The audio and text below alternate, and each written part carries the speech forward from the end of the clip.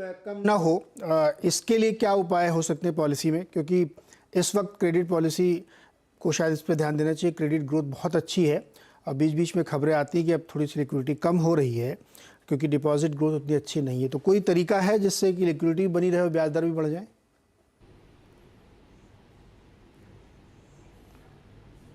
Liquidity का scene तो उनके buying of the government paper ही इन्फ्यूज कर सकते हैं। आदित्य से पूछ रहे हैं आप?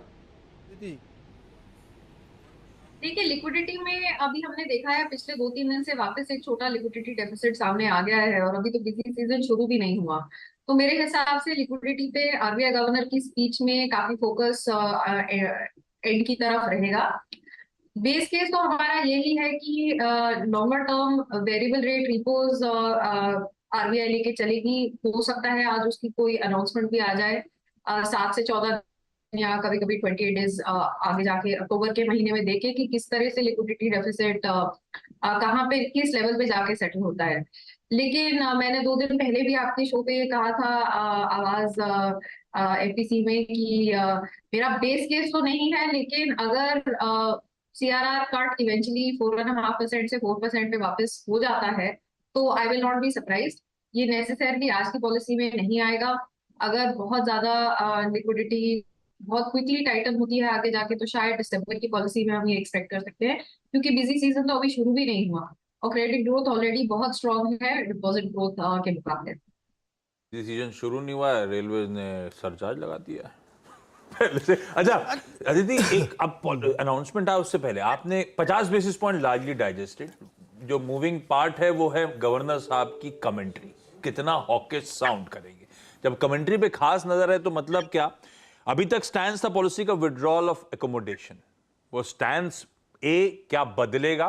दूसरा, डेटा डिपेंडेंट रहते हैं सारे सेंट्रल बैंकर्स यही कहते हैं, लेकिन आप लोग कुछ ना कुछ तो फैक्टर इन कर रहे होगे। 5.4 अभी रेपो रेट, 50 बेसिस पॉइंट्स बढ़ के 5.9 पे टर्मिनल रेट। अभी आप लोग क्या मान रहे हो? उसके बाद जब पॉलिसी अनाउंसमेंट आ जाएगा उसके बाद समझूंगा आपसे।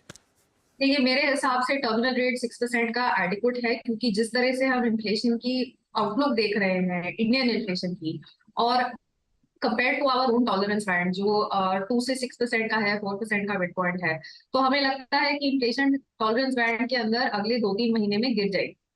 और इस वजह से हमें नहीं लगता कि हमें फेड को कॉपी करके एंडलेसली रेट्स बढ़ाने चाहिए। वो हमारे डोमेस्टिक ग्रोथ के लिए बिल्कुल भी फायदेमंद नहीं होगा और हमारा जो अपना ग्रोथ है हमारे पोटेंशियल ग्रोथ से बहुत ऊपर नहीं है। तो हमारी सिचुएशन जो है ग्रोथ इन्फ्लेशन डायनामिक्स अपने टॉलरेंस या पोटेंशियल से जो कंपैरिजन है वो अमेरिका के कंपैरिजन में बहुत फर्क है।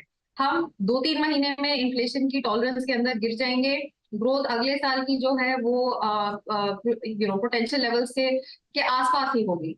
अमेरिका में अभी इन्फ्लेशन उनके टॉलरेंस से बहुत ज्यादा हाई है और ग्रोथ कम से कम पिछले क्वार्टर तक भी उनके पोटेंशियल से ऊंची थी। तो currency management is one thing, but हमारे inflation growth dynamics endless policy tightening in line with the Fed नहीं सपोर्ट करते। तो टर्मिनल रेट मैं अभी 6% बोलूँ। एक बात बताओ आप,